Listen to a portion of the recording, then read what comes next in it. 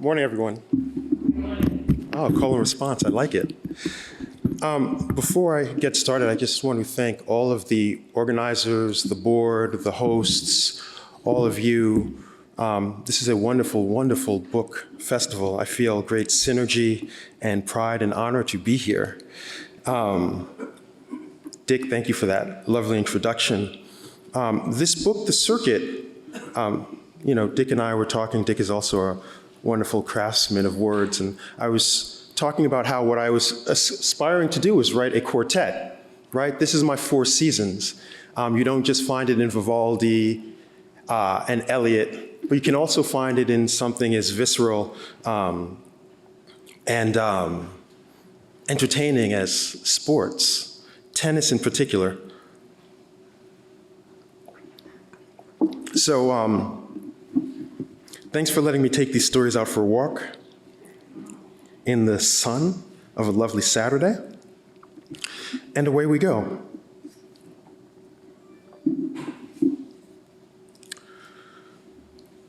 The 2017 Wimbledon Championships began on the 3rd of July. The day prior, the President of the United States sent out via Twitter an edited video image of himself delivering a staged beating of former wrestling executive Vince McMahon on the outskirts of a ring, with the logo of the cable news network CNN superimposed over where McMahon's head belonged. And the then governor of New Jersey, Chris Christie, was photographed in a bathing suit, baseball cap, and t-shirt, enjoying a lovely summer Sunday with his family on the beach of a state park that, like all of them, he had shut down due to a budget impasse. Independence Day in America was a day away, and luckily I was far away. I turned on the television set. I was in the mountains not far from towns with names like Lanao de Gaya, Mas Lorenz, Salamo, and Tamarit, where all the vertigo-inducing winding roads lead downhill, first to Torredembarra and on to Tarragona. Another summer in Catalonia, north of Barcelona, south of Barcelona, a few scattered weeks of Barcelona in between. Here is where, year after year, Wimbledon happens for me. This also means that my Wimbledon has been seen through the lens of this place, my second home, for a good chunk of my life. For instance, every year during the 13 days of the tournament, some 150,000 servings of the fabled fresh strawberries from Kent County, England, partnered with generous helpings of sweet clotted cream, are consumed on the Wimbledon grounds. It's as iconic as Cracker Jacks and hot dogs at a baseball game and mint juleps at Churchill Downs. And every year, the Spanish television network goes through the trouble of having a correspondent who is covering the tournament try the dish live on the air just to point out that the strawberries, though good, can't hold a candle to the strawberries grown in Huelva, where 96% of the 250,000 tons of strawberries produced annually in Spain are grown, making it the second largest source of strawberries in the world, as well as the biggest exporter of them on the planet. You can imagine what being here for the 2008 Wimbledon final was like. Often referred to as the greatest tennis match of all time, though I'm not buying it. Apologies to my friend John Wertheim, I'm not buying it. This final was the moment when the Federer-Nadal rivalry became something greater than a rivalry. It became a notch on the cultural timeline. It played out over 4 hours and 48 minutes, 6-4, 6-4, 6-7, 5-7 in the tiebreak, 6-7, 8-10 in the tiebreak, 9-7, extending so late into the day that a visible darkness descended ominously over center court. The points played long, with Rafa constantly escaping near-death situations by retrieving balls that looked certain to get past him and using his lefty spin serve in do-or-die moments to live to see another point. I'll never forget the numerous, varied, and unreserved nervous breakdowns of the Spanish broadcasting team, who, unlike their American and English counterparts, never bother with any silly charade of impartiality when it comes to important matters such as these. After having lost 2 straight Wimbledon finals to Roger Federer, Rafael Nadal, known as Rafa, won and in the process broke a string of 5 straight titles at the tournament for Federer. It seemed at the time like one of those self-contained victories, a bauble, a blip, a skip of the record. Nadal showed the world that he was much more than a clay court specialist, and in defeating Federer at his most cherished venue, that he was more than a muscle shirt-wearing impediment to Federer's historical legacy. He was that afternoon at Wimbledon a harbinger of change. For although Federer would take the title back the following year and win it again in 2012, all of the other Wimbledons from 2008 to 2016 were won by Nadal, Novak Djokovic, or Andy Murray. Players who are variations on a theme of a similar style, far removed from the classic serve and volley tactics that are the roots from which both Federer and Wimbledon itself have flourished. The sea change after Nadal's 2008 win was so sudden, strong, and convincing that Federer's 2012 Wimbledon victory, a mere 4 years later, was generally greeted with surprise. When the 2017 tennis season started, the aftershocks of Nadal's intervention in 2008 were still being felt on the Wimbledon grass. Nadal himself couldn't sustain the brief success he had enjoyed on the surface, but both Djokovic and Murray continued to carry the torch there for the defensive baseliners. Despite game resistance from Federer in 2014 and 2015 Wimbledon finals, Djokovic's wins felt like a fait accompli, as did Murray's 2016 title against big serving Milos Raonic, who's playing today in Stuttgart, by the way. In Rafa's absence, the Spanish broadcasts focus on strategy and technique. They intone on the history of head-to-head matchups, recent performances, and how these may affect a player's psychology at a high or low moment in the match. The forehand is the right, or for the English, the drive, whether you use your right or left, whether you're conservative or liberal. And the backhand is the other side, and the same word for setback, misfortune, or hitch. As early as 2004, you'd hear the intrepid suggestion that a player who could repeatedly successfully attack Federer's backhand would be able to knock him off his perch. The story behind Federer's return to dominance in 2017 was his ability and, it has to be said, his willingness to finally figure that out. Summer 2017, half the year gone. And where were we? Federer sweeping away all before him on the hard court swing of the first quarter of the circuit, Nadal not far behind. Then, during the second quarter of the year, the clay court swing, Federer takes a pass, and Nadal does the same. Except for Rome, where he lost in the quarters to one emergent talent, the powerful Dominic Thiem, and saw young Sasha Zverev beat Djokovic in the final to become the youngest player since Djokovic to win a Masters 1000 title. Was it Zverev's time now? Were the young legs of the tour gaining strength as the circuit approached summer? Was winter and spring's fountain of youth drying up? Was it in the cards for Zverev to be a threat at Wimbledon? His record thus far in Grand Slams was abysmal, and he followed up the biggest win of his career in Rome by losing in the first round in Paris to the 33-year-old Fernando Verdasco. So probably not. The grass court season weighs heavy on the imagination of the tennis lover. But it's a blip on the circuit, the middle of June to the middle of July. 3 concurrent pairs of 250s and a 500 level tournament, Sir Hertogenbosch and Stuttgart, Hall and Queen's Club in London, then Eastbourne and Italia, all serving as summer warm-ups for Wimbledon. Most players tend to play 2 tournaments in the grass court season, one of those 6 grass warm-ups, and then the big one, Wimbledon. Some of the Americans and big servers tack on a 3rd by signing up for the one grass court tournament after Wimbledon, the Hall of Fame ceremonial tournament in Newport, Rhode Island. All of this is to say that Wimbledon is a tournament that sneaks up on you. Unlike the French and US Opens, there aren't a bevy of big, similarly surfaced tournaments leading up to it.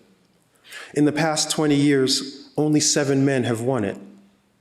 To put this in proper perspective, despite Nadal having won 10 titles, now 12, 10 titles in Paris, 10 men have won the French Open in the past 20 years. So who was the favorite coming into Wimbledon? Federer was just starting to play again, and besides, how could he keep up that pace? Remember in 2017, he came back and he'd won the Australian Open, then he went and he won Indian Wells, and then he went and won the Miami Open. Then he took the rest of the clay court season off. Was it then the top-seeded, still top-ranked and defending Murray, who had thus far been struggling all year to find his best form? Was it Djokovic, who had just won the warm-up in Eastbourne and was returning to the site where his 2016 season went from glorious to ungainly and mysteriously fell off the hinges? That Wimbledon was the strangest I'd ever seen, and the most important one in my life. I remember thinking how strange it was to be listening to match commentary in English.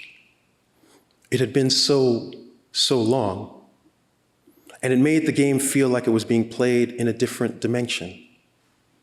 I lived in a Wimbledon haze. Every match seemed like a green thought in a green shade, and I couldn't walk or feel my leg. I spent Wimbledon 2016 alone in New York, living on a sofa. My left leg was a lamppost. It was wrapped in a soft cast and numerous spools of gauze in order to protect the threads and staples holding together the frayed halves of my Achilles tendon, which had snapped and left both my leg and my summer dead. They say that when you tear your Achilles, it feels like you've been shot in the back of the leg or stabbed by a knife. But it wasn't like that. I was playing basketball, the wrong sport, at the wrong time, and it just went. Simple as that. It was more as though the tendon were a Venetian blind being opened quickly, harshly, the way you do it when you want to wake someone up. I'd never really been injured before. I asked my surgeon if I could have done anything to prevent it. He said, "Be younger." "I'm only 41, I said. "Exactly," he said. I sighed. The 2016 Wimbledon Championships started the day before I went under the knife. I remember watching the American Sam Querrey beat the Czech Lucas Rosol in an absolute thriller, 12-10 in the 5th, and thinking he couldn't ask for more excitement at Wimbledon than that. Of course, he was destined to defeat Djokovic in the 3rd round over 3 days and snap the Serb's remarkable 30-match Grand Slam winning streak. Along with every other match at that Wimbledon, I watched both of those Querrey matches thrice in their entirety. I had nowhere to go and no way of getting there. So I lived in a stasis on the sofa with Wimbledon on live and Wimbledon on replay, day into night and night into day, with an endless glass of lemonade, 4 pillows to prop up my leg, and a bottomless prescription of oxycodone with instructions to take a dose every few hours or, simply when it felt like some pain was on the way. Admittedly, this is a very messed up way to watch Wimbledon. Nevertheless, that's how I took it all in. The tense Serena Kerber women's final, Federer's fall literally and figuratively in the men's semis, Murray making the most of his chance to consolidate his status with a second title, and the beginning of Djokovic's strange wane. I watched them all 3 times. There was a reconnection with a part of me I didn't know I had lost. I used to watch tennis all the time, just without the devastating injury, abject loneliness, and highly addictive painkillers. I used to get up at all kinds of absurd hours for matches, and then record them on VHS, and then record over those when I didn't have any more VHS tapes. I used to hit tennis balls against a handball wall, against a metal gate, simply into the distance, whatever it would take to have a racket in my hand. Tennis was the one sport my parents and I would watch together. My father would actually suggest this. Hey, Agassi Edberg's about to start, let's watch it. Which I'd forgotten. I'd forgotten he used to do this. I had forgotten it all. I don't know how or why, but tennis slowly became a private joy. I kept watching, but by myself. I stopped playing. I never competed. I'm not very competitive. Now I spend hours hitting with my friends. When we play points, we rarely keep score. That's actually not true now. We're playing sets and all this. But I'm not very competitive. At some point, that private joy became something I wanted to share again. And so when my leg was good enough to handle the strain, I started to play again. And even before that, I knew I wanted to write it out. Have an experience with words, which is the best and most genuine way I can think of sharing. Wimbledon was at the middle of all of this. I smelled the grass, and I saw on the flat screen thousands of shades of green. Regardless of the outcome, Wimbledon 2017 was already different. Not only had tennis done something strange, both changed by going forward and changed by going back, so had I. Back in the mountains, not far from towns with names like Lannoy de Gaia, Mas-Llorenç, Salamo, and Tamarit, where all the vertigo-inducing winding roads lead downhill, first to Torredembarra, and then to Tarragona. It was a half hour past noon. I looked over the schedule of play to see what matches were set to start the tournament off. Joe Wilfred Tsonga versus Cameron Norrie, Pierre-Hugh Herbert versus Nick Kyrgios, Camilla Giorgi versus Alizé Cornet, Sam Querrey versus Thomas Fabiano, Dustin Brown versus João Souza. And then I picked one, and I bided my time. I'll just read a brief snippet as well.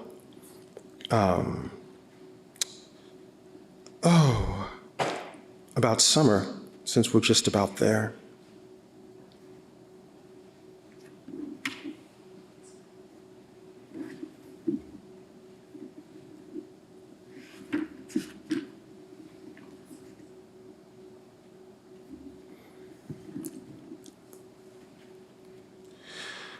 The fall and rise of Roger Federer. The year 2016 ended for Roger Federer on Friday, July 8th. In the 5th set of his semifinal match at Wimbledon, he found himself sprawled out along the service line, face down, ruefully lifting his left leg slightly up and slowly letting it back down, as if to prove to the shocked and silent crowd that he was still alive. Even when he had been ahead in the match against Milos Raonic of Canada, Federer looked weary.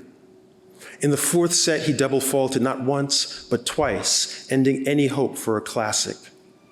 Raonic, 6 feet 5 inches of muscle, topped with a Clark Kent hairdo, is an elite grade version of the typical North American thumper, a thunderous serve, a strong but finicky forehand, and a two-handed backhand right out of an instruction manual. Yet he approaches the net like it's an electric fence. Federer had spent his career feasting on this type of player, but not lately.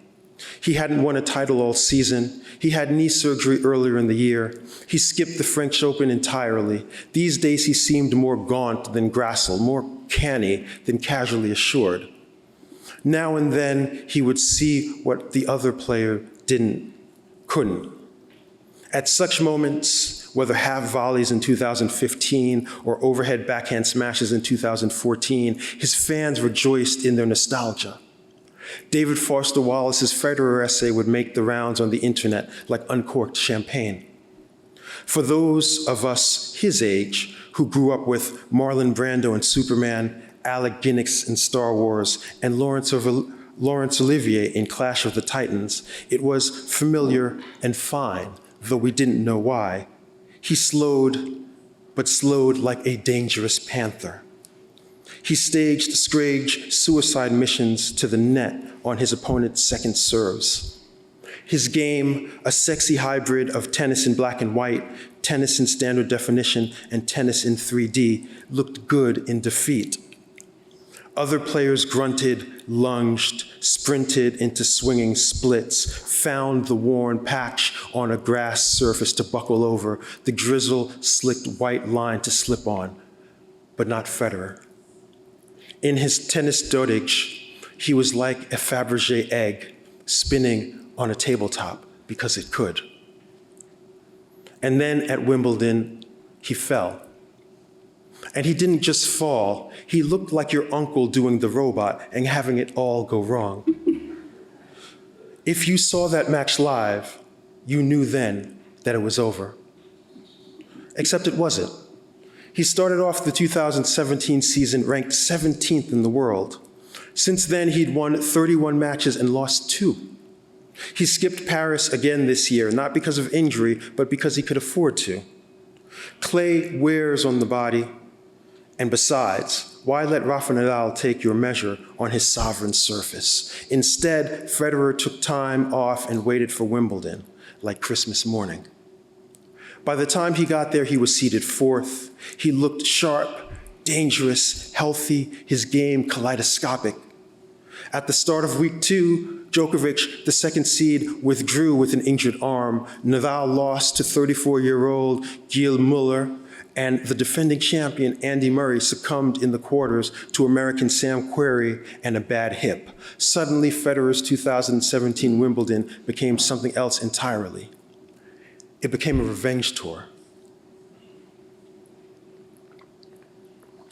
Federer cruised to the quarterfinals, where he faced Raonic again. Raonic dug in, threw everything he had at Federer, and still lost in straight sets. In the semifinal, Federer faced the player who had knocked him out of the 2010 Wimbledon quarterfinal, Thomas Berdych. This time, Federer gut-checked him to a duck season, rabbit season tune of 7-6, 7-4 in the tiebreak, 7-6, 7-4 in the tiebreak, 6-4. After the match, Berdych was asked if the 2017 version of Federer was better than the 2010, to which he replied, quote, "There is no way to prove this. If we can measure it, if he's better or not, he's playing just too good," close quote. In the final, Federer again faced Cilic, who had beaten him at the 2014 US Open. He went the entire tournament without losing a single set. Cilic wept after the second set, realizing that the foot blister he carried over from the semifinal hadn't magically healed. Blister or no, he had no clear path to attacking Federer, and Federer knew it. The pinprick-sized hole in Federer's game, the ones that Nadal and Djokovic learned to pry open, seemed gone now. But that's not to say Federer healed both his body and his game. He seemed to have healed his body and changed his game. And I'll close with this. Tennis is a kinetic and rather lonely kind of problem solving. How do you solve for Federer? Serve as though your life depends on it. Push him back with high balls to his backhand. Make him not only play, but also think defensively. And if any of those happen to work, floor it and don't look back. But he pushes back as hard now as he ever has, and when he gets a second serve to his backhand, he hits the backhand with topspin and space resolutely from the baseline, exclusively from the baseline, as though he's been told the world was flat and ended there. So much so that any ball that bounces at the baseline, the type of ball that even a professional would sensibly take a few steps back to hit at knee level, he plays as a difficult half volley that he makes look easy. To hit these with intention, in rhythm, again and again against top professionals should be practically unthinkable. And yet they have become typical rally strokes in his game. Every point is about finding the first strike as soon as possible. He takes no time between serves. Rather strangely, at his age, he has sped things up while making the court smaller. It is his younger opponents, a chagrined Cilic, but the latest, who seem starved for time and space. The following day after Federer won Wimbledon, Monday, July 17th, 2017, a 16-year-old boy will appear before a judge in Stratford Youth Court, deep inside an angular beige and burnt sienna building squeezed onto a curving East London city block. He is facing 15 charges. 1 count of possession of an item to discharge a noxious substance, 1 count of grievous bodily harm with intent, 5 counts of attempted grievous bodily harm with intent, 3 counts of robbery, 4 counts of attempted robbery, and 1 count of handling stolen goods. He has been accused of spending this past Thursday evening throwing acid onto food delivery men and making off or trying to make off with their vehicles as the victims screamed in agony, unsure of what had just happened to them, why, or what to do. 5 times in little over an hour, these attacks happened. Hackney, Islington, Stoke Newington, neighborhoods in northeast London, the other side of the Thames from Wimbledon, where the royal box is now empty. The dirt patches are being resodded, and we were all regally entertained. Thank you very much.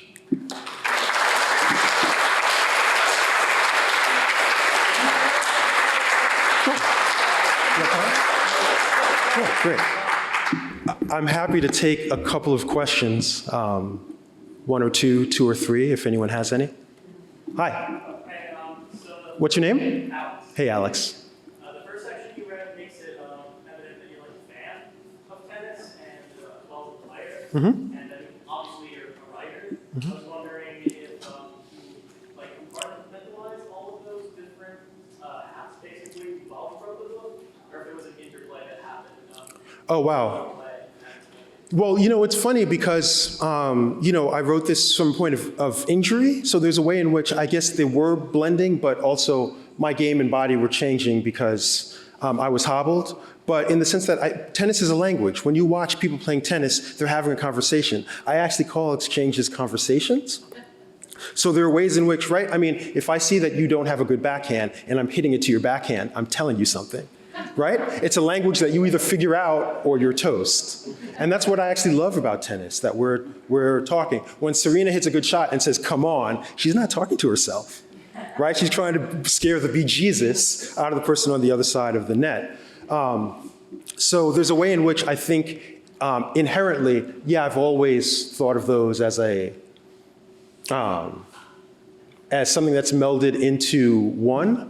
But also, this is a tennis odyssey, and my dear friend Teju Cole, he told me about this book. He said, Rowan, you're kind of hoodwinking everybody because you say it's a tennis odyssey, but it's really the Iliad. It's lots of people get done over, right? As everybody's trying to, attain something.